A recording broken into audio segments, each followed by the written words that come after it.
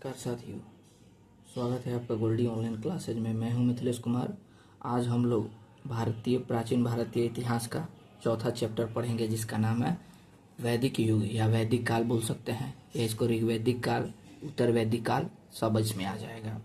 ठीक है, तो इसमें हम 3 चैप्टर डाल दिए हैं, उसका आप लोग जाके MCQs देख लीजिएगा। और ये चौथा चैप्टर है, इसमें लगभग 50 के लगभग प्रश्न आएगा। और करना ये है कि आप लोग NCERT उठाइएगा बुक, NCERT 6 का, 11th का और 12th का।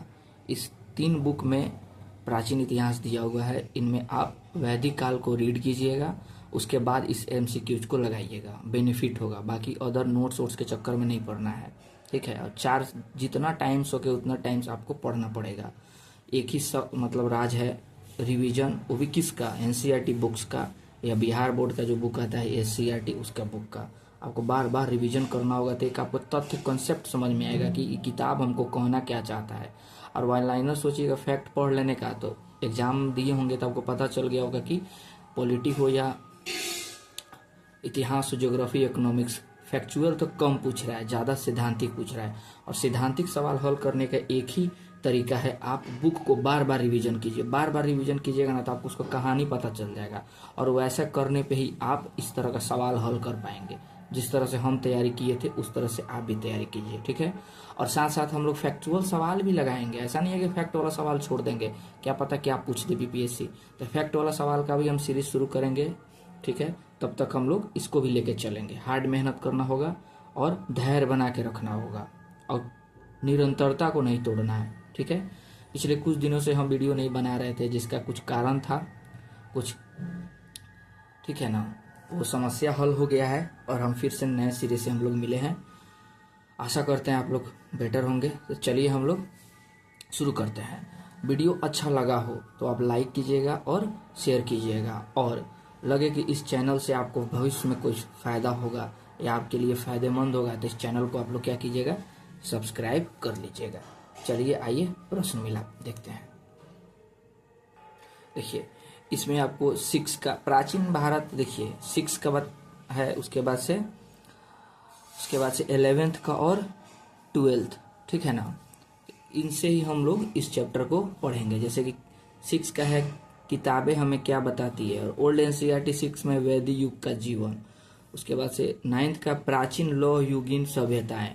उसके बाद है ओल्ड NCERT क्लास 11th का आर्यों का आगमन और ऋग्वैदिक युग, और उत्तर वैदिक अवस्था, राज्य और वर्ण व्यवस्था की ओर। ये आपको NCERT का बुक और उसका चैप्टर हो गया। देखिए, बैकग्राउंड में थोड़ा आपको आवाज़ सुनाई दे रहा होगा, बगल में भगवान कृष्ण का मंदिर है, और वहीं पे शायद भगवत कथा प्रारंभ हो रहा है। ठीक है, तो थोड़ा आप लोग भी उसका आनंद लीजिएगा, हम भी आनंद ले रहे हैं, साथ में पढ़ाई किए जाए। और भगवान कृष्ण से हम लोग प्रार्थना करते हैं कि जितना लोग भी ये वीडियो देख रहा है, और मेरे साथ भी हम लोग सफल हो जाएं, और इस शिक्षक बहाली में जिन्होंने TRE 3 का एग्ज़ाम दिया है उनका हो जाए टीचर में, और जो TRE 4 का तैयारी कर रहे हैं उनका भी TRE 4 के एग्ज़ाम के बाद उनको सफलता मिल जाए।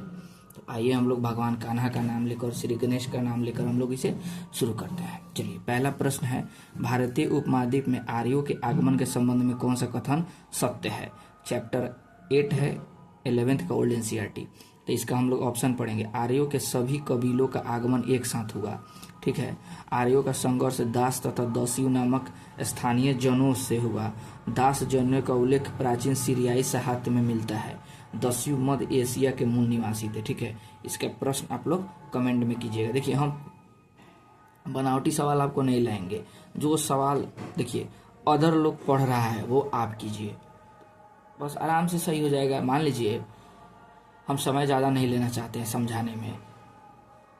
आप एक रास्ता पे चल रहे हैं, ठीक है, और रेस हो रहा है, तो आप रास्ता, एक ही रास्ता सबको मिल रहा है और सेम संसाधन, और रेस लग गया, तो बताइए उसमें कौन जीतेगा। संसाधन सबको सेम मिल रहा है, टाइम सबको सेम मिल रहा है, और रेस शुरू हो गया। जिसके अंदर काबिलियत होगा, हिम्मत होगा, बताइए 24 घंटा हमें भी है, 24 घंटा आपको भी है। जो बुक हम पढ़ेंगे वो बुक आप भी पढ़िएगा। तो यही चीज़ है, मतलब आप उस चीज़ को कितना जल्दी आप समझ पाते हैं। ठीक है ना, मान लीजिए कोई टॉपर होगा जो एसडीएम डीएम कलेक्टर बन रहा है, उसको भी तो 24 घंटा ना मिल रहा होगा। आप उस 24 घंटा को कितना बढ़िया यूटिलाइज करते हैं ये आप पे डिपेंड करता है। सेम उसी तरह हम कह रहे हैं जो बुक हम पढ़ रहे हैं वो बुक तो और कोई पढ़ रहा होगा। इसका कहने का मतलब हुआ कि मार्केट से मेन चीज़ पढ़ लिया जाए जो सब लोग पढ़ता हो। सवाल जो बनाने जाएगा कंपटीटर वो बुक आप पढ़िए और हम वही पढ़ा रहे हैं, तो फिर बचा क्या, आप तो सवाल हल कर लीजिएगा।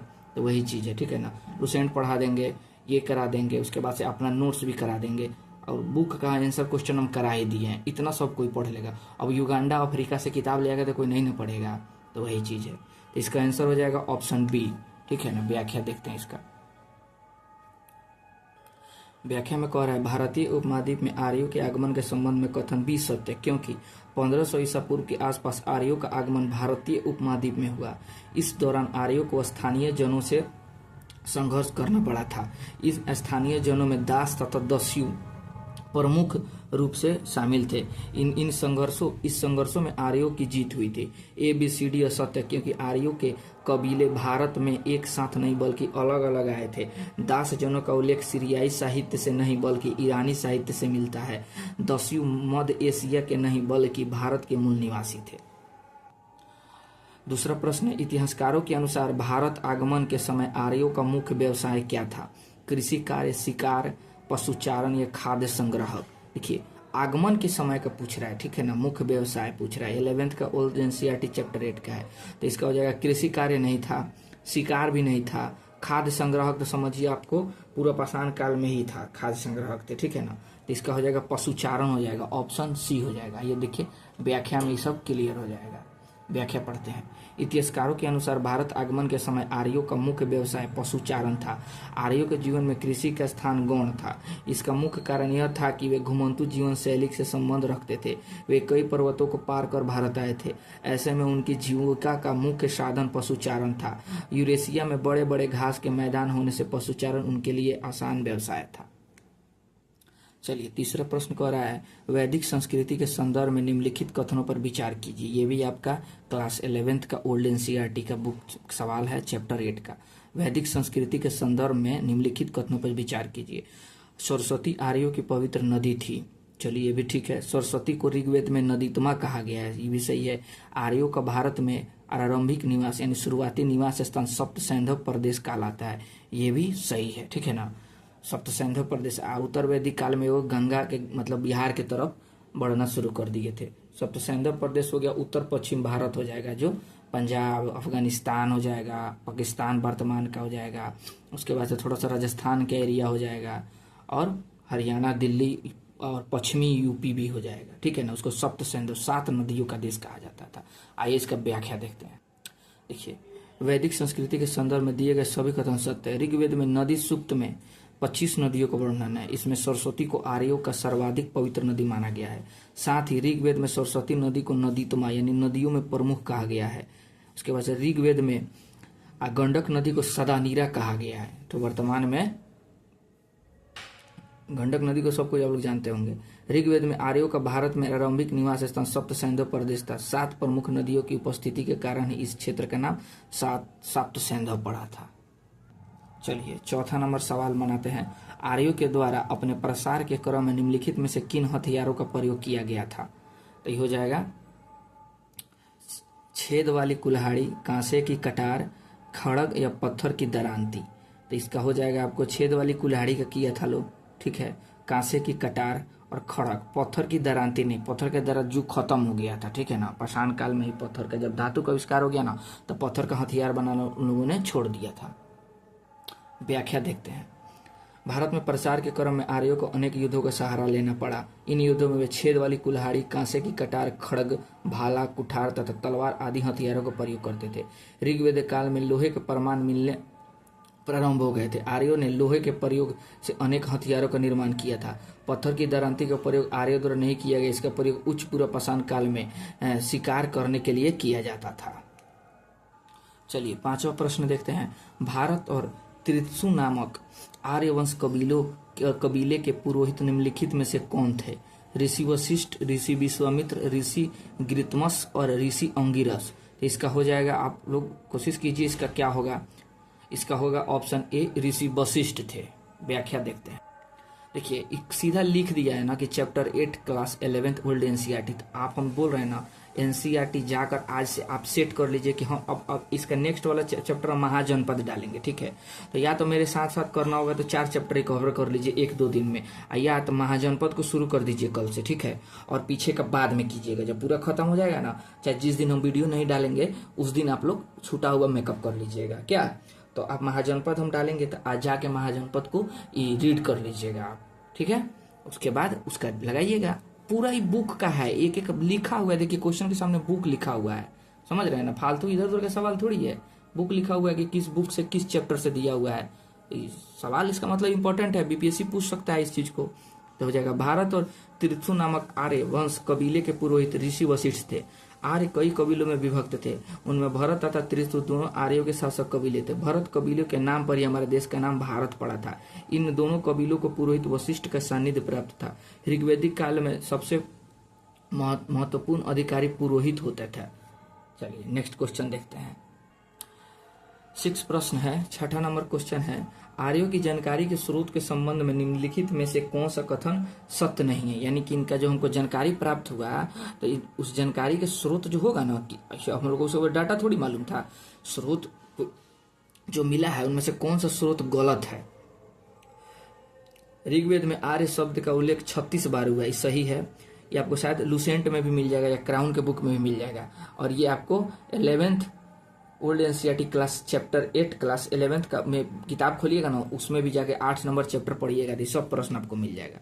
कसाइट अभिलेख जो इराक से है, आर्य नाम का उल्लेख मिलता है। मितनी अभिलेख जो सीरिया से है, आर्यों की जानकारी मिलती है। भारतीय अभिलेख हाथी गुम्फा से आर्यों की जानकारी मिलती है। तो आप लोग जो पिछला वीडियो देखे होंगे मेरा फर्स्ट और सेकेंड, तो बता देंगे कि हाथी गुम्फा से आर्यों की जानकारी मिली थी, या पूरा पाषाण काल के या पाषाण काल के से संबंधित चित्र है उसमें, जो मध्य प्रदेश के रायसीन जिला में है, ठीक है ना। जिला तो एग्जैक्ट बता दीजिएगा आप लोग कमेंट करके, लेकिन मध्य प्रदेश में है, ठीक है ना। हाथी गुम्फा ये पाषाण काल के चित्र है इसमें, ठीक है ना, आदिमानव द्वारा बनाया गया चित्र का उल्लेख है। आइए इसका व्याख्या देखते।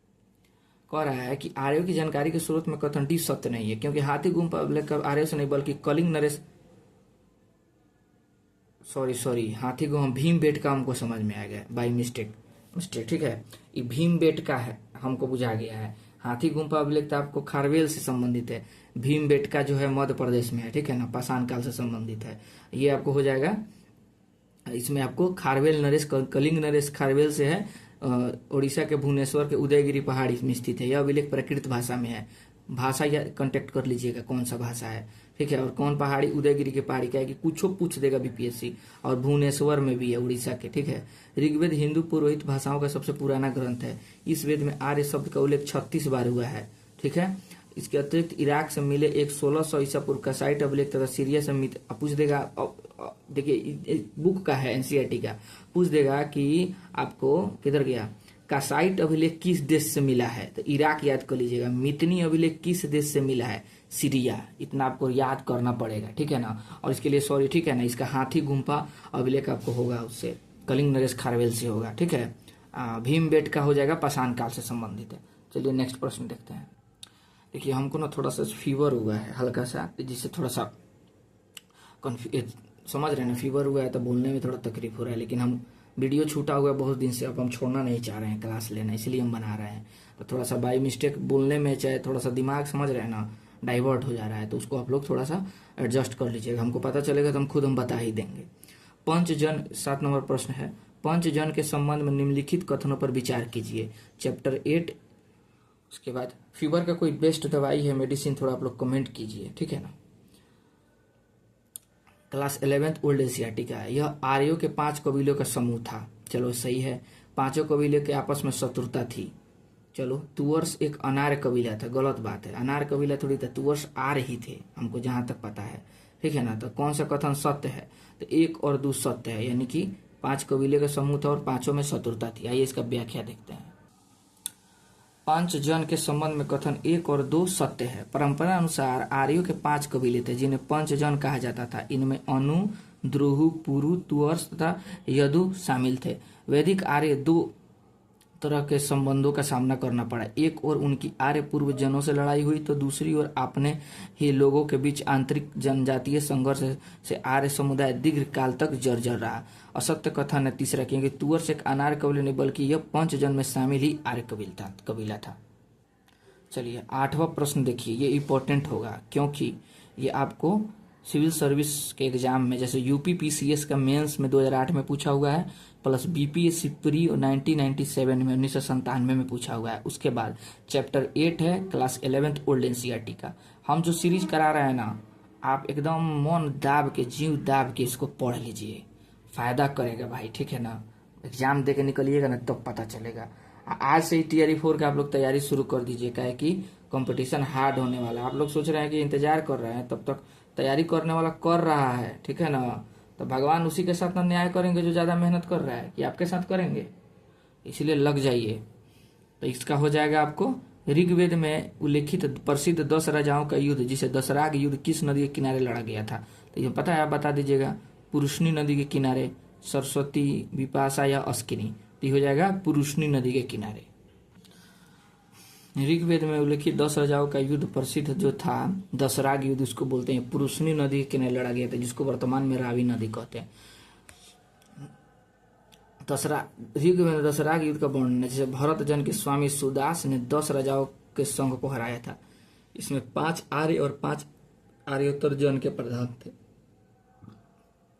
देखिए ये क्लियर हो जाएगा ना, तो हम एकदम शॉर्ट्स नोट्स डालेंगे, एकदम इम्पोर्टेंट पूछा हुआ सवाल डालेंगे।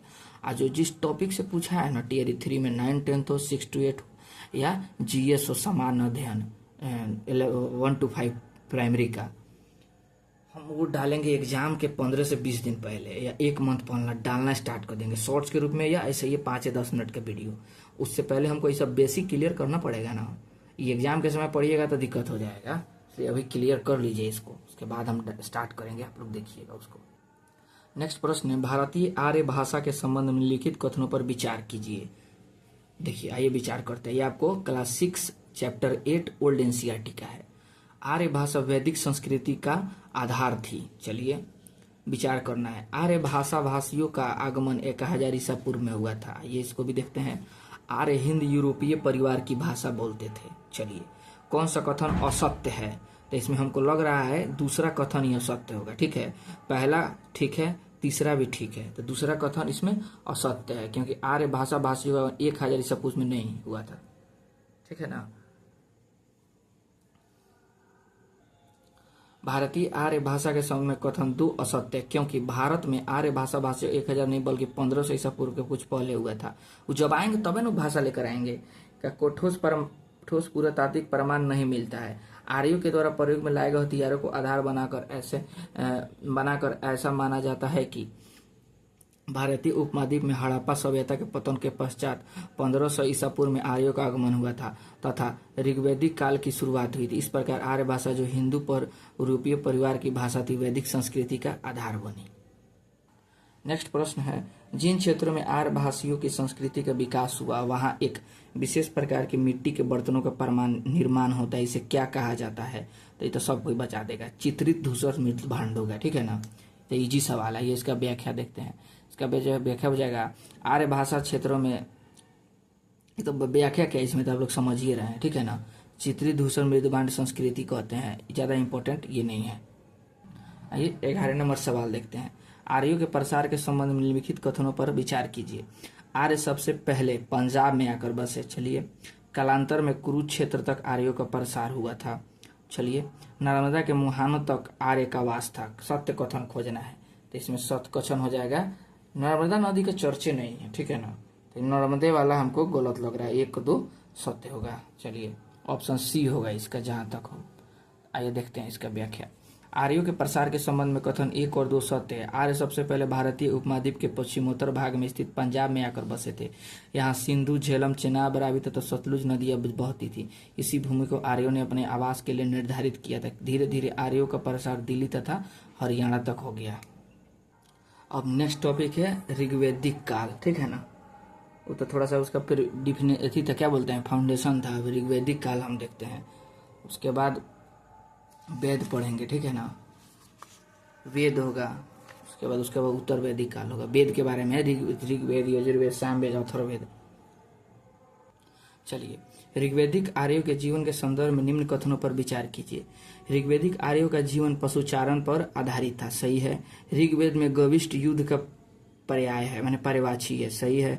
ऋग्वेदिक लोगों का भूमि पर निजी स्वामित्व नहीं था, ये भी सही है। निम्नलिखित में से कौन सा कथन सत्य है? तो हो जाएगा 1, 2, 3, तीनों कथन सत्य है। व्याख्या देखते हैं। ऋग्वेदिक आर्यों के जीवन के संदर्भ में दिए गए सभी कथन सत्य है। ऋग्वेदिक आर्य पशुचारक थे, गाय चराने तथा खेती करने का पेशा उनकी आजीविका का आधार था। ऋग्वेद में युद्ध के लिए गविष्ट शब्द प्रयुक्त हुआ है, जिसका अर्थ गायों का अवेशन होता था। कृषि की ओर बढ़ते ऋग्वेदिक लोगों के पास निजी स्वामित्व वाली भूमि नहीं थी। 13 नंबर प्रश्न देखते हैं। 13 नंबर प्रश्न हो जाएगा आपको क्लास 6 न्यू एनसीईआरटी चैप्टर 4 का है। ऋग्वेदिक जीवन के संबंध में निम्नलिखित कथनों पर विचार कीजिए। इस काल में युद्ध मवेशियों एवं भूमि दोनों के लिए होते थे। युद्ध में जीते गए धन का बंटवारा नहीं होता था, ठीक है ना। कौन सा कथन असत्य है? केवल 2 है। युद्ध में जीते गए धन का बंटवारा बिल्कुल होता था। आइए इसका व्याख्या देखते हैं। ऋग्वेदिक आर्यों के संबंध में कथन 2 असत्य, क्योंकि युद्ध में लूटे गए धन का बंटवारा होता था। धन का कुछ भाग सरदार रख लेते थे तथा कुछ हिस्सा पुरोहित को दिया जाता था। शेष धन आम लोगों में बांटा जाता था। कुछ धन यज्ञ के लिए भी प्रयुक्त होता था। कथन 1 सत्य, ऋग्वेदिक आर्यों के बीच युद्ध मवेशियों तथा भूमि के लिए होता था। गायों के लिए होने वाले युद्ध को गविष्ट कहा जाता था। 14 नंबर प्रश्न है। ऋग्वेदिक काल में आर्यों के प्रशासन तंत्र में युद्ध का सफल नेतृत्व कौन करता था? तो हो जाएगा इसका राजा करता था। देखिए, ऋग्वेदिक काल में आर्यों के प्रशासन तंत्र में युद्ध का नेतृत्व राजन करता था। राजन मतलब राजा, नृप। ऋग्वेदिक काल में आर्यों का प्रशासन तंत्र कबीले के प्रधान के हाथों में था। प्रधान ही राजा कहलाता था। इस काल में राजा की सहायता के लिए अनेक अधिकारी थे, जिनमें पुरोहित, ग्रामणी, वज्रपति, कुलपा आदि प्रमुख थे। आइए 15 नंबर प्रश्न देखते हैं। ऋग्वेदिक काल में राज्य व्यवस्था के संबंध में निम्नलिखित कथनों पर विचार कीजिए। राजा का पद अनुवांशिक हो गया था, यह भी आपको 11th का है। सभा और समिति राजनीतिक संस्थाएं थी। महिलाओं को सभा तथा समिति में भाग लेने का अधिकार था। निम्नलिखित में से असत्य कथन कौन सा है? 3 हो जाएगा। महिलाओं को सभा समिति में लेने का अधिकार था, ये कथन गलत है। व्याख्या देखते हैं। व्याख्या में सब क्लियर हो जाएगा। आइए देखते हैं इसका। ऋग्वेदिक काल में राज्य व्यवस्था के संबंध में कथन 3 असत्य है, क्योंकि महिलाओं को सभा एवं विधत में भाग लेने का अधिकार प्राप्त था, न कि सभा एवं समिति में, ठीक है। विधत आर्यों के सर्वाधिक प्राचीन संस्था थी। इसे जनसभा भी कहा जाता था। सभा समृद्ध एवं अभिजात लोगों की संस्था थी। अभिजात माने कुलीन, धनी मनी जो लोग होता था ना, राजघराना टाइप का, उसी को अभिजात वर्ग कहते थे। वहीं समिति राजा की नियुक्ति, पदच्युत करने व उस पर नियंत्रण रखने का कार्य करती थी। 1 और 2 सत्य है। ऋग्वेदिक काल में राजा का पद अनुवांशिक हो गया तथा राजा का बेटा ही राजा बनता था। सभा तथा समिति 2 महत्वपूर्ण राजनीतिक संस्थाएं थी। 16 नंबर प्रश्न देखते हैं। निम्नलिखित में से कौन सा युग्म सुमेलित नहीं है? वज्रपति चरगाह का प्रधान, कुलपा परिवार का प्रधान, ग्रामीणी गांव का प्रधान, विषपति विष का प्रधान हो गया। जैसे जिला, आज का जिला है ना, उस समय विष कहा जाता था, ठीक है। जहर वाला विष नहीं, ये वाला विष, उसको जनपद का प्रधान नहीं कहा जाता था, ठीक है। नहीं, डी सुमेलित नहीं है। व्याख्या देखते हैं। व्याख्या में दिया है कि दिए गए युग्मों में से युग्म डी सुमेलित नहीं है, क्योंकि विषपति जनपद का प्रधान नहीं बल्कि विष का प्रधान होता था। विष कई गांव का समूह होता था। अनेक विष को मिलाकर जन का निर्माण होता था। ऋग्वेद में जन माने स्टेट, चरगाह के प्रधान को वज्रपति, परिवार के प्रधान को कुलपा तथा गांव के प्रधान को ग्रामीणी कहा जाए।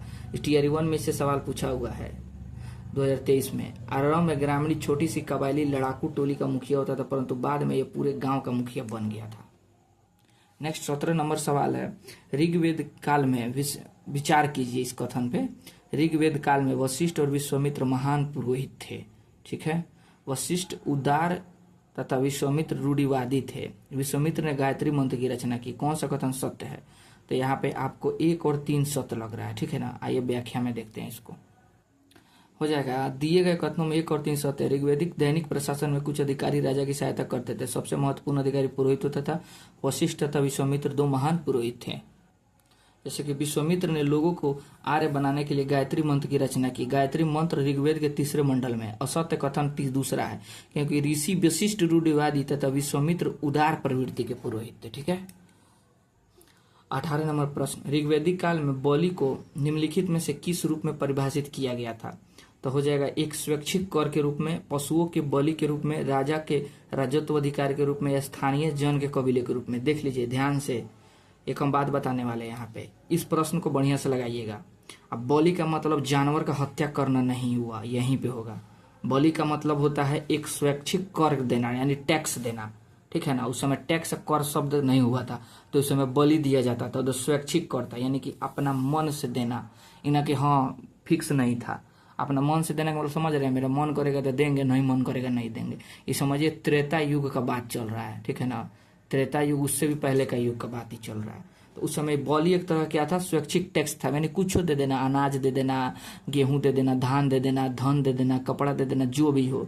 देखिए ऑप्शन में दिया है ना, पशुओं की बलि के रूप में, नहीं आ जाए बलि दिया यानी कि जानवर का काट देना, गलत बात है।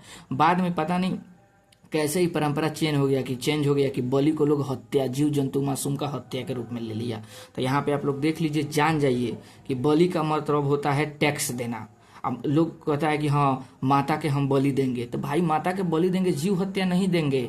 बलि देंगे यानी कि कुछ माता को चढ़ावा देंगे, धन दीजिए, सहयोग कीजिए, अनाज दीजिए, कपड़ा लता दीजिए, पूजा में समिति में सहयोग कीजिए, ये बलि हुआ। ठीक है ना। इना की खसी बकरी ले आके, बकरा वकरा ले आके काट के हलाल करके अपन स्वाद पर पूरा कर लीजिए, ये चीज नहीं है। यहाँ पे आप लोग इस चीज को जान जाइए। ठीक है ना। तो इसका हो जाएगा ऑप्शन ए। ऋग्वैदिक काल में बलि एक स्वैच्छिक कर था। ऋग्वेद में किसी ऐसे कर्मचारी का विवरण ज्ञात नहीं होता जो कर संग्रह करता था। संभवतः प्रजा, महाजनपद काल में पता चलेगा कि कर संग्रह करने वाले क्या कहा जाता था। प्रजा राजा को उसका अंश स्वेच्छा से देती थी, जिसका नाम बलि अर्थात चढ़ावा था। देख लीजिए, यह वस्तु या मुद्रा के रूप में होता था। वस्तु या मुद्रा, समझ रहे हैं, मुद्रा माने पैसा, वस्तु माने कोई भी वस्तु। विनिमय के माध्यम के रूप में निष्क का प्रयोग हो जाता है। निष्क यानी कोई, निष्क क्या बोलते हैं, कोई धातु ही होगा, सोना को भी बोल सकते हैं या चांदी, कोई भी होगा, धातु तरह का होगा निष्क। नेक्स्ट है, राजा की सैन्य शक्ति के संबंध में निम्नलिखित कथनों पर विचार कीजिए। ठीक है। राजा के साथ स्थायी सेना थी। चलिए ठीक है। व्रात गण और सर्ग लड़ाकू कबीला था। ग्राम स्थायी सेना का हिस्सा था। सैनिक तत्व प्रबल था। अब देखिए उपयुक्त कथन में कौन सा कथन असत्य है, यानी कि असत्य कथन। तो यहाँ पे एक असत्य कथन है कि स्थायी सेना वहां पे नहीं था। स्थायी सेना आपको महाजनपद काल से शुरू होने लगा, या उत्तर वैदिक काल से। उत्तर वैदिक काल से स्थायी सेना लागू हो, मतलब शुरुआत हो गया।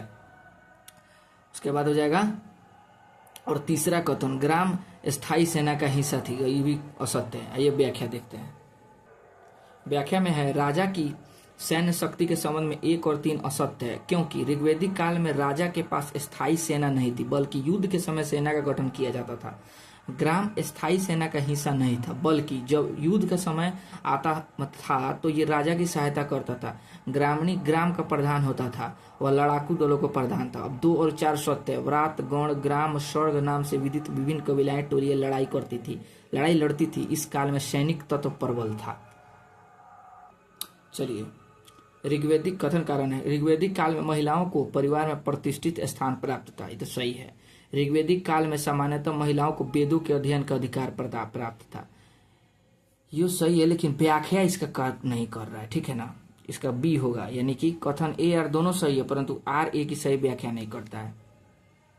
देखिए, ऋग्वैदिक काल में महिलाओं की स्थिति अधिक बेहतर नहीं थी, किंतु उन्हें परिवार में प्रतिष्ठित स्थान दिया गया था। ये तो सही है। उन्हें सभा तथा विदत में भाग लेने का अधिकार था। सभा और विदत में, ना कि सभा समिति में। ठीक है। उसके बाद है, ऋग्वैदिक काल में सामान्यतः महिलाओं को वेदों के अध्ययन का अधिकार प्राप्त था। वे उच्च शिक्षा प्राप्त कर सकती थी। कई महिलाओं ने उच्च शिक्षा प्राप्त कर वैदिक ऋचाओं की रचना की थी। चलिए 21 नंबर प्रश्न देखते हैं। 21 नंबर प्रश्न कहता है कि ऋग्वैदिक कालीन सामाजिक संगठन ऋग्वैदिक कालीन जो सामाजिक संगठन था उसको क्या बोला जाता था? जन बोला जाता है। इसके संबंध में निम्नलिखित कथनों पर विचार कीजिए, यानी कथन देखिए, उसको बताइए कौन सही है कौन गलत है।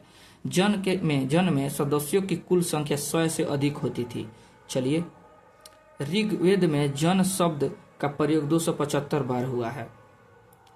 ऋचाओं में 2 जनों की संयुक्त युद्ध क्षमता 21 बताई गई है। उपयुक्त में से कौन सा या से कथन सत्य है या है? 1 और 2, 2 या 3, केवल 3 या केवल 2? तो हो जाएगा ऑप्शन बी होगा इसका आंसर, केवल 2 और 3 होगा। ये व्याख्या में देखते हैं। व्याख्या कह रहा है कि ऋग्वैदिक कालीन सामाजिक संगठन जन के संबंध में 1, 2 और 3 सत्य है। विश्व के समूह को जन कहा जाता था, ठीक है। ऋग्वेद में जन शब्द का उल्लेख 275 बार मिलता है, जबकि जनपद शब्द का उल्लेख 1 बार भी नहीं मिलता है। ध्यान से, व्याख्या में ही प्रश्न बनेगा। इस समय लोग कबीले के अंग थे, क्योंकि तत्कालीन समय में राज्य क्षेत्र या राज्य स्थापित नहीं हो पाता था। ऋग्वेद की एक पुरानी ऋचा में 2 जनों की संयुक्त युद्ध क्षमता 21 बताई गई है। और असत्य कथन है, क्योंकि 1 नंबर, क्योंकि ऋग्वेद में यह वर्णित है कि किसी भी जन में सदस्यों की संख्या कुल मिलाकर 100 से अधिक नहीं होती थी, और ये कह रहा है 100 से अधिक होती थी। इस प्रश्न को ध्यान से देखिएगा, इसमें बहुत ही बड़ा कंसेप्ट छुपा हुआ है इस प्रश्न में, ठीक है ना। पढ़िएगा थोड़ी इत्मीनान से। व्यवसाय के आधार पर समाज में विभेदीकरण आरंभ हुआ था, किंतु उन दिनों यह विभेदीकरण अधिक जटिल नहीं था। किसी परिवार का एक सदस्य कहता है, मैं कवि हूँ, मेरे पिता वैद्य हैं और मेरी माता चक्की चलाने वाली हैं। भिन्न भिन्न व्यवसायों से जीविकोपार्जन करते हुए हम एक साथ रहते हैं। यह विवरण किस काल की सामाजिक व्यवस्था का अधिक स्पष्ट विवरण प्रस्तुत करता है? तो हो जाएगा ऋग्वैदिक काल का, ठीक है। इसमें व्याख्या ही दे दिया है प्रश्न में। 23 नंबर प्रश्न कह रहा है, ऋग्वैदिक पारिवारिक संरचना के संबंध में निम्नलिखित कथनों पर विचार कीजिए, ठीक है। परिवार पितृतंत्रात्मक प्रकृति का था, सही है। परिवार में वीर पुत्रों के लिए देवता से प्रार्थना की जाती थी, चलो ठीक है। पुत्री की कामना का उल्लेख ऋग्वेद में नहीं मिलता है। प्रजा और पशु की कामना को हतोत्साहित किया गया है, ठीक है। इसका हो जाएगा कौन सा कथन सत्य है? तो कथन 1 और 2 और 3 सत्य है, 1, 2, 3। चौथा है हतोत्साहित नहीं किया गया है, ठीक है ना, उत्साहित किया गया। हतोत्साहित माने डिमोशन, ठीक है ना, डिमोटिवेशन या डिमोशन करना, यानी कि उसको प्रोत्साहित मतलब बढ़ावा नहीं देना, बढ़ावा को घटाना, ठीक है। प्रजा और पशु की कामना को बढ़ावा दिया गया था, न कि हतोत्साहित किया गया था। चलिए 24 नंबर प्रश्न देखते हैं। कह रहा है, सुमिलित कीजिए। गोत्र हो जाएगा आपको जन्म मूलक संबंध, यानी कि आपका जन्म का मूल संबंध कहाँ से है? गोत्र से है, ठीक है। जनपद हो जाएगा राज्य का क्षेत्र हो जाएगा। कुल हो जाएगा आपको परिवार, और विश्व हो जाएगा कबीला। तो 1 का 2 कहाँ है? एक ही जगह है, यानी कि बी आंसर हो जाएगा इसका। आइए व्याख्या देखते हैं। व्याख्या में कह रहा है कि ऋग्वैदिक काल में सामाजिक संगठन का आधार गोत्र या जन्म मूलक संबंध था। इस काल में व्यक्ति की पहचान गोत्र से होती थी। राज्य क्षेत्र को जनपद कहा जाता था। इसका विकास उत्तर वैदिक काल में कई जनों को मिलाकर हुआ था। ऋग्वेद में परिवार वाचक कुल शब्द का प्रयोग मिला है। इसमें केवल माता, पिता, पुत्र, दास आदि ही नहीं आते थे, बल्कि और भी लोग आते थे, यानी कि ज्वाइंट फैमिली। विश एक कबायली जनसमूह का प्रतिनिधित्व करता था। यह अनेक ग्रामों का समूह था। 25 नंबर प्रश्न देखते हैं हम लोग। ऋग्वैदिक कालीन महिलाओं की स्थिति के संबंध में निम्नलिखित कथनों पर विचार करते हैं। Chapter 8 class 11th old NCERT का प्रश्न है। वे महिलाओं के बारे में, ऋग्वेद काल के महिलाओं के बारे में चर्चा है, ठीक है। उत्तर वैदिक काल की महिला का चर्चा नहीं चल रहा है। वे पतियों के साथ यज्ञ में आहुति नहीं दे सकती थी, चलिए। उन्हें सूक्तों की रचना का अधिकार प्राप्त था। बहुपति प्रथा का प्रचलन था, ठीक है। उसके बाद से बाल विवाह का प्रचलन था। निम्नलिखित में से कौन सा कथन सत्य है? सत्य कथन खोजना है।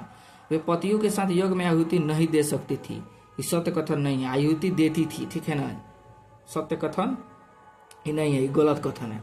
उन्हें सूक्तों की रचना का अधिकार प्राप्त था, ये सही है।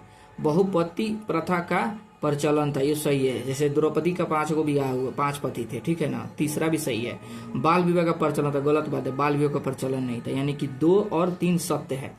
ऑप्शन में देख लीजिए। इसका व्याख्या देखते हैं। ऋग्वेद में महिलाओं की स्थिति सम्मानजनक थी। उन्हें उच्च शिक्षा प्राप्त करने का अधिकार था। उच्च शिक्षा प्राप्त कर महिलाओं ने अनेक सूक्तों तथा ऋचाओं की रचनाएं की थी। इसमें लोपामुद्रा, घोषा तथा आदि का नाम है। अपाला भी थे, ठीक है ना, विश्वरा। इस काल में बहुपति प्रथा का प्रचलन था। ऋग्वेद में नियोग प्रथा और विधवा विवाह के प्रचलन का भी। नियोग प्रथा समझ रहे हैं? मान लीजिए कोई महिला है, उसका शादी हो गया और उसका हस्बैंड मतलब पति का देहांत हो गया, ठीक है, तो उसको विधवा बोला जाएगा। अगर वो दूसरा विवाह नहीं करना चाहती हैं और बच्चा जन्म देना चाहती हैं तो उसे नियोग प्रथा यानी कि पति के भाई से शारीरिक संबंध बनाकर बच्चा उत्पन्न किया जा सकता है। जो महाभारत देखे होंगे तो महाभारत काल में स्पष्ट रूप से दिखाया गया है, ठीक है ना। इस चीज को, इसको ये अच्छा था, नियोग प्रथा उसको बोला जाता है, ठीक है ना। देवर, देवर समझ रहे हैं, देवर, देवर के साथ देवर यानी दे मने दूसरा, वर मने पति यानी दूसरा पति, दूसरा वर, पति को वर बोला जाता है ना, वर वधु, तो देवर यानी दूसरा वर भी इसको बोल सकते हैं देवर को, ठीक है ना। तो आइए इसका और देखते हैं। क्योंकि ऋग्वेद में महिलाओं को पतियों के साथ यज्ञ में आहुति देने का अधिकार प्राप्त था, इस काल में बाल विवाह का कोई उल्लेख नहीं था। 20वां प्रश्न है, 26 नंबर प्रश्न है, ऋग्वेद के किस मंडल में सर्वप्रथम शूद्र शब्द का उल्लेख एक वर्ण के रूप में हुआ है? तो हो जाएगा इसका 10वें मंडल में। शूद्र शब्द का प्रयोग ऋग्वेद के 10वें मंडल में मिलता है। चूंकि 10वां मंडल बाद में जोड़ा गया था, अतः इससे प्रतीत होता है कि शूद्र शब्द का प्रयोग ऋग्वेदिक काल के अंत में प्रचलन में आया था।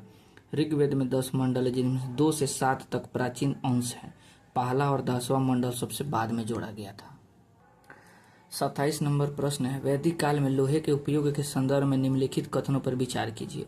भारत में लोहे का उपयोग 1000 ईसा पूर्व से कुछ पहले प्रारंभ हुआ। लोहे से बने औजारों से गंगा की घाटी के घने जंगलों को साफ किया गया।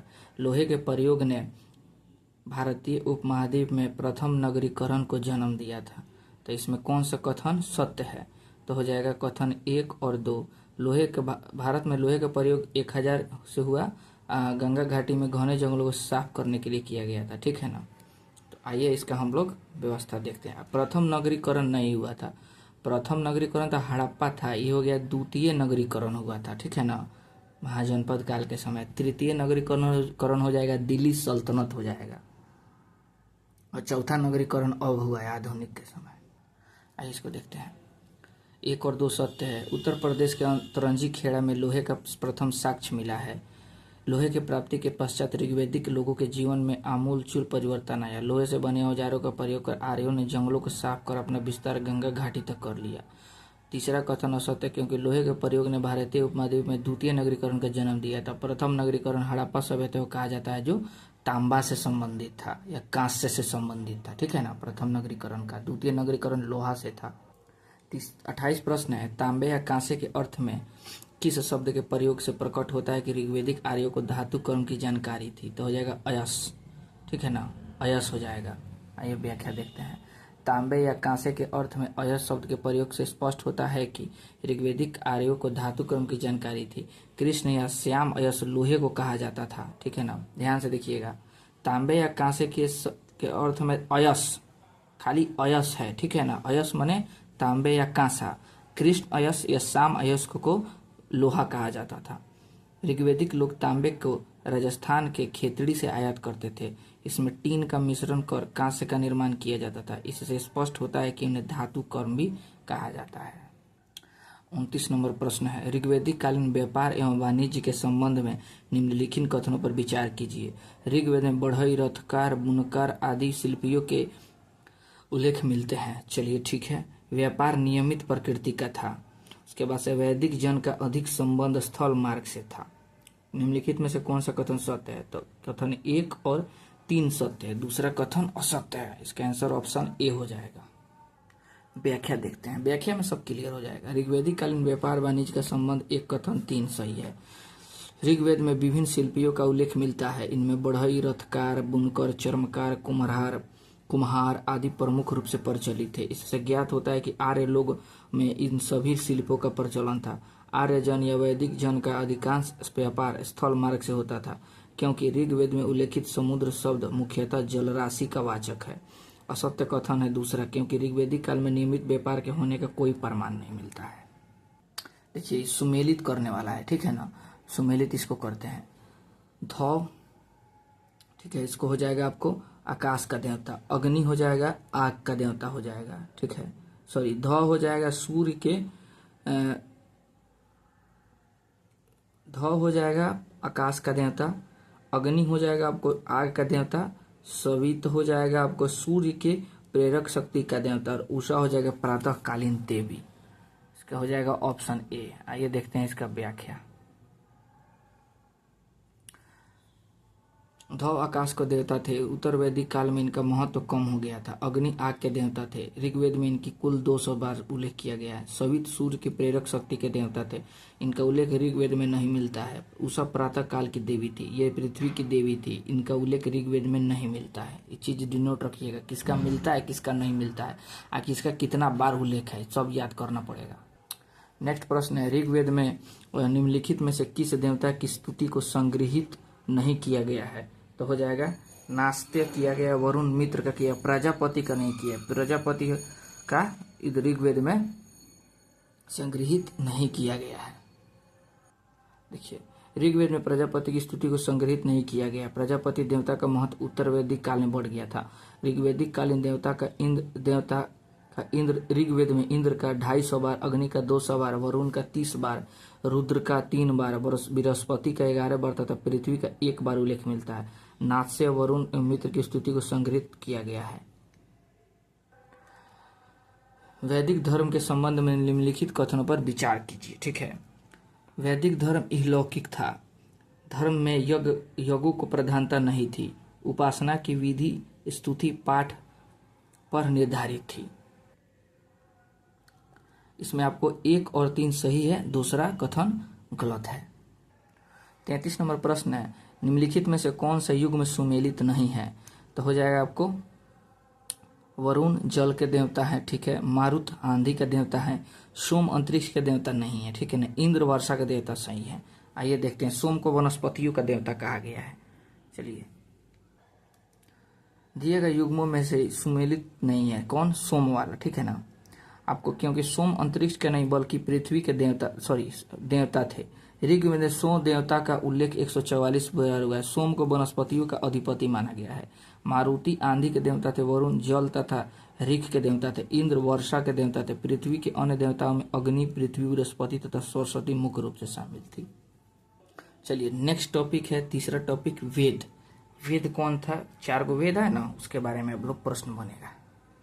पहला प्रश्न है, ऋग्वेद में इंद्र को पुरंदर कहा गया है। पुरंदर का शाब्दिक अर्थ क्या होता है?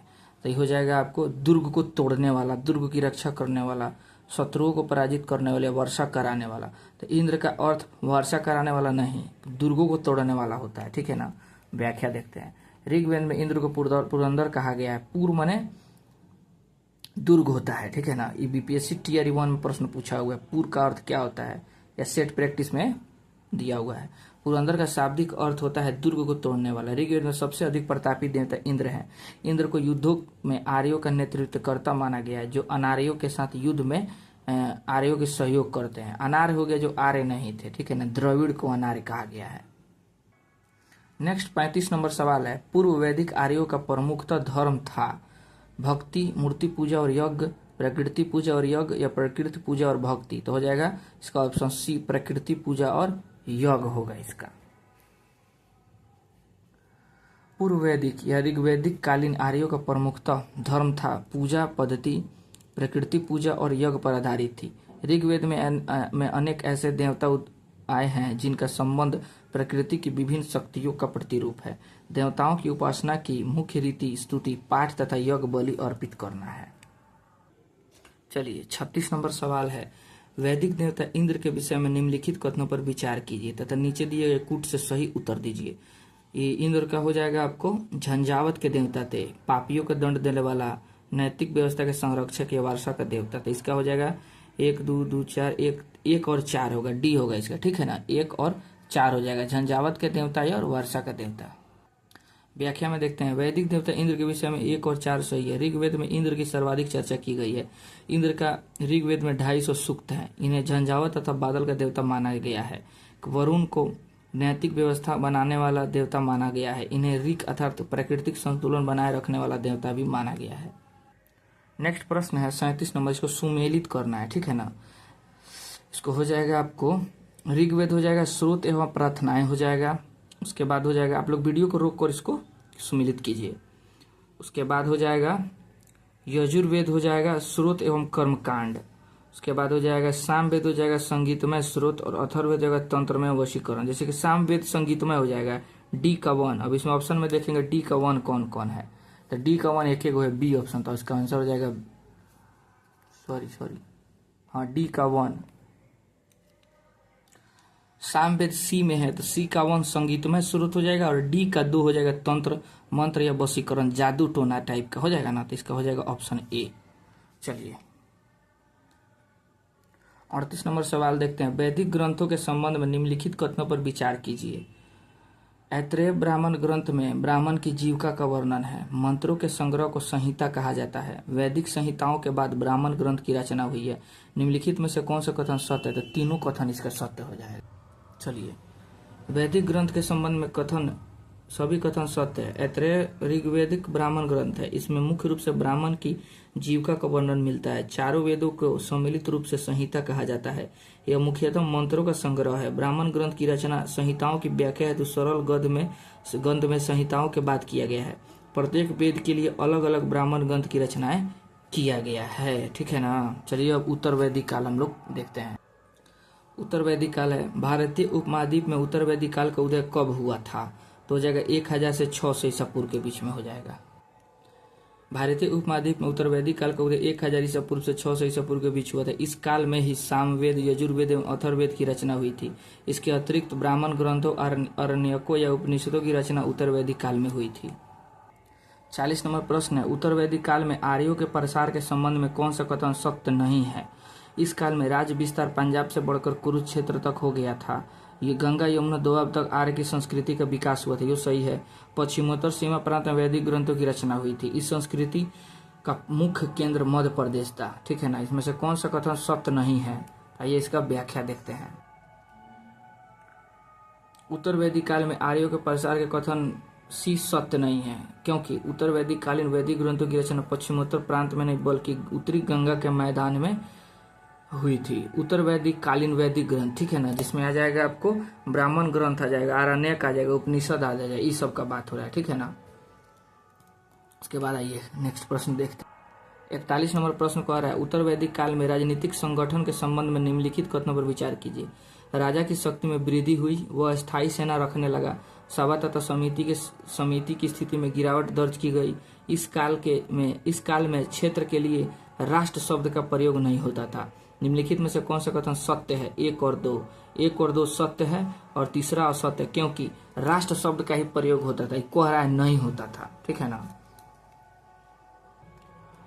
उत्तर वैदिक काल में राजनीतिक संगठन के संबंध में 1 और 2 सत्य है। उत्तर वैदिक काल में राज्यों के आकार वृद्धि में से राजा की शक्ति में वृद्धि होती थी, यानी कि जो जितना राज्य जीतता था उतना वो शक्तिशाली होते जाता था। उसके पास स्थायी सेना हो गई। इस समय में ऋग्वैदिक जनता वाली सभा और समिति की स्थिति में गिरावट आई। जो समय ऋग्वैदिक काल में सभा और समिति था ना, चाहे विदत था, जो सभा, उसका स्थिति क्या हुआ? गिर गया। उनकी जगह राजकीय प्रभुता आ गई। विदत का नामो निशान नहीं रहा। और तीसरा कथन असत्य, क्योंकि राष्ट्र शब्द जिसका अर्थ प्रदेश या क्षेत्र होता है प्रथम बार इसी समय मिलने लगा था। ये कह रहा नहीं है। चलिए 42 नंबर प्रश्न है, उत्तर वैदिक काल की राजनीतिक संस्थाओं को आकार के आधार पर घटते हुए क्रम में व्यवस्थित कीजिए। ठीक है ना। यानी कह रहा है राजनीतिक संस्थाएं जो थी ना, उसको आकार के आधार पे घटते हुए, यानी जनसंख्या के आधार पे घटते हुए क्रम में। तो सबसे बड़ा हो जाएगा राष्ट्र, ठीक है। उसके बाद हो जाएगा जन, उसके बाद हो जाएगा विश्व, यानी कि देश, जन और विश्व, ठीक है। उसके बाद जाएगा ग्राम और तो कुल, यानी कि सबसे छोटा कुल होगा, कुल से बड़ा ग्राम होगा, ग्राम से बड़ा विश्व होगा, विश्व से बड़ा जन होगा, जन से बड़ा राष्ट्र होगा। ठीक है ना। सबसे बड़ा राष्ट्र, उसके बाद हो जाएगा जन, उससे छोटा जन, जन से छोटा विश्व और विश्व से छोटा ग्राम और ग्राम से छोटा कुल हो जाएगा। चलिए 43 नंबर प्रश्न देखते हैं। उत्तर वैदिक काल की सामाजिक स्थिति के संबंध में निम्नलिखित कथनों पर विचार कीजिए। ठीक है। सामाजिक स्थिति के संबंध में निम्नलिखित कथनों पर विचार करना है। इस काल में महिलाओं को पुरुषों के समान अधिकार प्राप्त थे। इस काल में महिलाओं को संपत्ति के अधिकार से वंचित कर दिया गया था। इस काल में महिला सभा तथा समिति तथा विरोध में भाग लेती थी। कौन सा कथन असत्य है? तो ये तो सभा समिति खत्म हो गया था, इसमें भाग कहाँ से लेगा? तो ये तो गलत है। उसके महिलाओं पुरुषों में समान, ये गलत है, क्योंकि महिलाओं की स्थिति उस समय उत्तर वैदिक काल में एकदम खराब हो गई थी। ठीक है ना। चलिए व्याख्या देखते हैं। उत्तर वैदिक काल की सामाजिक स्थिति में 1 और 3 असत्य है। उत्तर वैदिक काल में समाज में स्त्रियों की स्थिति में गिरावट दर्ज की गई। महिलाएं अब अधिक स्वतंत्र नहीं थीं। उत्तर वैदिक ग्रंथों में पुत्री जन्म को अच्छा नहीं माना जाता था। इस काल में सभा, समिति तथा विदत में स्त्रियों के प्रवेश पर रोक लगा दी गया था। दूसरा कथन सत्य, इस काल में स्त्रियों को संपत्ति के अधिकार से वंचित कर दिया गया था। निगेटिविटी ज्यादा आ गया था। चलिए 44 नंबर प्रश्न, उत्तर वैदिक समाज के संबंध में कौन सा कथन सत्य नहीं है? आश्रम व्यवस्था स्थापित हो गया था, सही है। वर्ण व्यवस्था जटिल हो गया था, ये तो बहुत बढ़िया सही है। गोत्र व्यवस्था स्थापित हो, ये सही है। क्षत्रिय वर्ण व्यवस्था से उच्च हो गए थे, गलत बात है। कभी भी क्षत्रिय 2 नंबर पे था, हमेशा ब्राह्मण 1 पे, 2 पे क्षत्रिय, 3 पे वैश्य, 4 में शूद्र थे, ठीक है ना। चलिए 45 नंबर प्रश्न है, उत्तर वैदिक कालीन देवताओं के संबंध में निम्नलिखित कथनों पर विचार कीजिए। प्रजापति सर्वोच्च देवता बन गए थे, चलो ये भी सही है। प्रजापति सृजन के देवता थे, ठीक है, ये सही है। उसके बाद शूद्रों के देवता के रूप में पूषण स्थापित हुए थे, ये सही बात है, यानी कि ऑप्शन डी सही होगा इसका। उत्तर वैदिक कालीन देवताओं के संबंध में सभी कथन सत्य है। उत्तर वैदिक काल में ऋग्वैदिक काल के प्रमुख देवता धौ तथा अग्नि की लोकप्रियता में गिरावट आई तथा उनका स्थान प्रजापति ने ले लिया। प्रजापति सृजन के देवता थे। पशुओं के देवता रुद्र ने इस काल में महत्ता पाई। विष्णु के वे लोग अपना पालक और रक्षक मानने लगे। लोग ऋग्वैदिक काल में अपने अर्ध खानाबदोशी जीवन को छोड़कर स्थायी रूप में बस गए थे। इस काल में पूषण शूद्रों के देवता के रूप में आ गए थे। 46 नंबर प्रश्न देखते हैं, उत्तर वैदिक काल की अर्थव्यवस्था के संबंध में निम्नलिखित कथनों पर विचार कीजिए। इस काल में जीविका का मुख्य साधन व्यापार था, सही है। इस काल में जौ के साथ चावल और गेहूं मुख्य फसल हो गई थी। इस काल में गैरिक मृदभांड संस्कृति का विकास हुआ था। निम्नलिखित में से कौन सा कथन सत्य नहीं है? तो बी 1 और 3, 1 और 3 कथन सत्य नहीं है, दूसरा कथन सत्य है। इसका आंसर हो जाएगा ऑप्शन बी हो जाएगा। 1 और 3 सत्य नहीं है, ठीक है ना। जीविका का मुख्य साधन व्यापार नहीं बल्कि कृषि तथा पशुपालन था। गैरिक मृदभांड संस्कृति का नहीं बल्कि चित्रित धूसर मृदभांड था, ठीक है ना। इसका ना हम डिटेल क्लास एक बार ले लेंगे, शॉर्ट नोट्स एक बार हम डालेंगे, ठीक है। सिविल सर्विस का जो नोट्स है ना वो हम लास्ट में डालेंगे, इसलिए चैनल को सब्सक्राइब कर लीजिए, ठीक है। अभी डाल देंगे ना तो आप लोग उसके चक्कर में पड़ जाइएगा, एनसीईआरटी को डिटेल में नहीं पढ़िएगा, इसलिए अभी आप लोग एनसीईआरटी को डिटेल में पढ़िए, एकदम रिवीजन पे रिवीजन कीजिए। उत्तर वैदिक काल में जौ के साथ चावल और गेहूं मुख्य फसल स्थापित हो गया था। उत्तर वैदिक काल में कृषि से संबंधित कथनों में कौन सा सत्य नहीं है? तो हो जाएगा श्याम अयस ने से बने हल का प्रचलन प्रारंभ हुआ, सही है। शतपथ ब्राह्मण में हल के संबंध में वर्णन मिलता है, ये सही है। श्याम अयस का संबंध तांबा से था, गलत बात है। अयस का संबंध केवल तांबा से था। श्याम अयस या कृष्ण अयस का संबंध कैसे था? लोहा से था, ठीक है। लोहा काला होता है और श्याम और कृष्ण जो भगवान हमारे थे, श्याम या कान्हा, वो सांवले कलर के थे, ठीक है ना, इसीलिए उसको अयस बोला गया है। तांबा को केवल अयस बोला गया है और श्याम अयस और कृष्ण अयस लोहा हो जाएगा। इस काल में संग्रहिती का कार्य कृषि पर एकत्रित करना था, यह सही है। ये प्रश्न आपको पूछा हुआ है टियर 2 में, हई वाला डी ऑप्शन का प्रश्न पूछा हुआ है। इसका आंसर हो जाएगा ऑप्शन सी हो जाएगा, ठीक है ना। इसका व्याख्या देखते हैं। उत्तर वैदिक काल में कृषि, देखिए इसका आंसर हो जाएगा सी, ठीक है। हम है जो ऑप्शनवा से प्रश्न पूछा इसलिए इसको गोल घेर दिए, लेकिन इसका आंसर हो जाएगा ऑप्शन सी। उत्तर वैदिक काल में कृषि से संबंधित कथनों से सी कथन सत्य नहीं है, क्योंकि श्याम अयस का संबंध तांबे से नहीं बल्कि लोहे से है। वैदिक काल के अंतिम दौर में लोहे का ज्ञान पूर्वी उत्तर प्रदेश और विदेह में फैल गया था। इन प्रदेशों में जो सबसे पुराने लौह अस्त्र पाए गए थे वे ईसा पूर्व 7वीं शताब्दी के हैं और उत्तर वैदिक ग्रंथों में इस धातु को श्याम या कृष्ण अयस कहा गया है। चलिए 48 नंबर प्रश्न देखते हैं। उत्तर वैदिक काल की धार्मिक स्थिति के संबंध में निम्नलिखित कथनों पर विचार कीजिए। राजसूय योग पुत्र प्राप्ति के लिए किया जाता था, ठीक है। अश्वमेघ यज्ञ राज्य विस्तार के लिए किया जाता था। वाजपेयी यज्ञ दिव्य शक्ति के लिए किया जाता है। निम्नलिखित में से कौन सा कथन सत्य है? तो इसका हो जाएगा 2, केवल इसका बी होगा, यानी कि अश्वमेघ यज्ञ राज्य विस्तार के लिए किया जाता था। व्याख्या में आइए इसका देखते हैं। देखिए उत्तर वैदिक काल की धार्मिक स्थिति के संबंध में कथन 2 सत्य है। अश्वमेध यज्ञ का आयोजन राज्य विस्तार के लिए किया जाता था। इस यज्ञ में राजा का घोड़ा छोड़ दिया जाता था। घोड़ा जिन जिन क्षेत्रों से गुजरता था उन सभी क्षेत्रों पर राजा का एक छत्र राज माना जाता था। जो लौह कुश वाला वर्णन अब देखे हैं, जो घोड़वा रोक लेता है, युद्ध होता है, ये राजसू योग था। राजा राजसू योग करता था जिससे उसे समझा जाता था, उसे दिव्य शक्ति मिल जाती थी। वह वाजपेयी यज्ञ का आयोजन भी करता था जो शौर्य प्रदर्शन एवं प्रजा में मनोरंजन हेतु होता था। ठीक है ना। जो जो यज्ञ होता था ना, ही कौन सा घोड़ा छोड़ा जाता था, इस घोड़ा राजसू यज्ञ जो था ना, इसमें बाद में घोड़ा का बलि दे दिया जाता था। यह थोड़ा सा हमको अजीब लगा था कि घोड़ा को काहे मार दिया जाता है।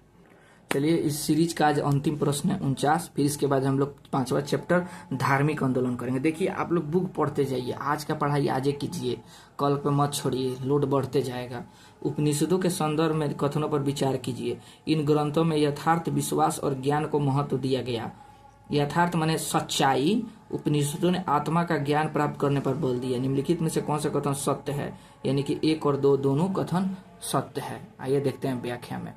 उपनिषदों के संदर्भ में दोनों कथन सत्य है। उत्तर वैदिक काल के अंत में 600 ईसा पूर्व के आसपास उपनिषदों की रचना हुई थी। इन दार्शनिक ग्रंथों में कर्मकांड की निंदा की गई है तथा यथार्थ यानी सच्चाई, विश्वास तथा ज्ञान को महत्व दिया गया है। यथार्थ, जैसे मान लीजिए आप यथार्थ बोल रहे हैं, यानी कि आप सच बोल रहे हैं। ठीक है ना। उपनिषदों में कहा गया है कि अपनी आत्मा के ज्ञान को ठीक प्रकार से जानना चाहिए। आत्मा तथा परमात्मा के बीच संबंधों को उपनिषदों ने परिभाषित किया है। इसमें आत्मा, जीव, जगत, ब्रह्म जैसे गूढ़ दार्शनिक मतों को समझने में प्रयास किया गया है। तो यहाँ पे हमारा 4था चैप्टर वैदिक काल समाप्त हुआ। नेक्स्ट हो जाएगा धार्मिक आंदोलन, जिसमें विभिन्न धार्मिक रूढ़िवादी धर्म का हम लोग पढ़ेंगे कि कैसे धार्मिक आंदोलन हो गया। ठीक है ना। जैसे जैन धर्म, बौद्ध धर्म, आजीवक धर्म हो जाएगा, और भी बहुत सारे हेटेरो। ठीक है ना। तो चलिए, चैनल पर नया है तो चैनल को सब्सक्राइब कर लीजिए और अपने दोस्तों को जरूर शेयर कीजिएगा। ठीक है ना। मिलते हैं नेक्स्ट एपिसोड में, तब के लिए थैंक यू। जय हिंद।